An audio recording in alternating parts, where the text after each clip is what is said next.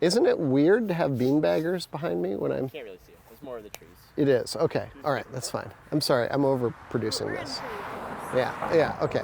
I'm Mike Schultz, and I directed a film called Rip List.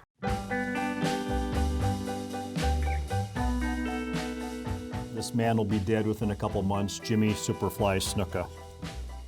Oh, really? Oh, yes. Yeah, he's supposedly in Clock is- hospice. Clock's ticking. Clock is ticking? Yep. He's circling the drain. John picked him this year, but he didn't die yet, so. And it's about a celebrity death pool. It's a documentary, so I actually followed real human beings who engage in this morbid, tasteless behavior of drafting celebrities that they think might die in the next year. And then, sort of like vultures, circle around these people, waiting for them to die so that they can score a point. I'm just really trying to make it so I don't sound really insensitive. Because, nobody really wants anybody to die, but some of these celebrities just hang on way too long.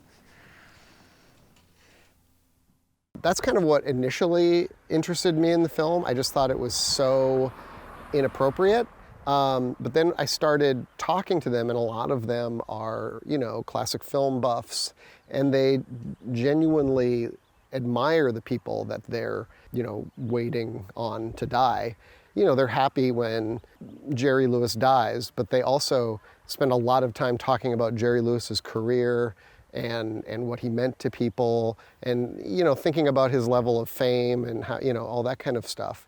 And so it's kind of oddly sweet in a way after I started looking at it a bit more. I think maybe the majority of people are disgusted by it, but I also think that the majority of people are curious about it. First and foremost, we're a fun social group, and we're really honoring these people. Who wakes up every day and thinks, I wonder how Olivia de Havilland is doing today? We do. We ask these questions of ourselves constantly. How is she today? Is she fine? Is she worth drafting? If she's not worth drafting, which I don't think she is, I think she's got 5 more years in her, her family lives a long time, then I'm gonna leave her alone and wish her a nice day. I know people who don't want to talk about anything. They don't want to talk about funeral arrangements. They don't want to talk about healthcare directives. It's like, dude, you are gonna die. Like, you could die tomorrow. You could die in 10 minutes. Like, why? It's gonna happen. I'm very passionate about it. I'll take King Michael of Romania. Mac Wiseman, a member of the Country Music Hall of Fame. It's a long shot, but I'm gonna go with Richard Simmons. Something is up with Richard Simmons. I am going to pick Bob Shane, S-H-A-N-E. He's the only surviving original Kingston trio. Oh. But who isn't interested in death? Death is something we all should be interested in, but death is something we, as human beings, are taught never to think about. There have rarely been any days that have gone by in my life that I haven't thought about what it's going to feel like when that moment comes. Well, now here I am 70 years old, and now I really am not only wondering, I'm kind of fearful of what it might be like when that time comes. It goes back a long time. I think a lot of it has to do with when I was growing up in Kentucky, and on what we called Decoration Day, we would always go to the cemetery where all our relatives were buried over the last 150 years or so, and we would have a picnic in the cemetery.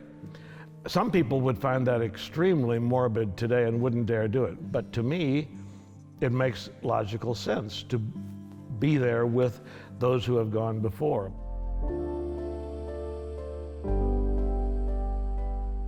So I'm going to spoil a little bit of the ending of the film. One of the last things I do in the film is I ask the celebrity death poolers in the Rip List what they think happens to them when they die.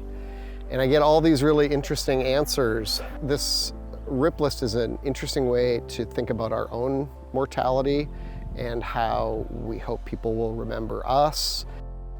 So it was just a kind of a sideways way for me to approach the topic of death in an unusual way.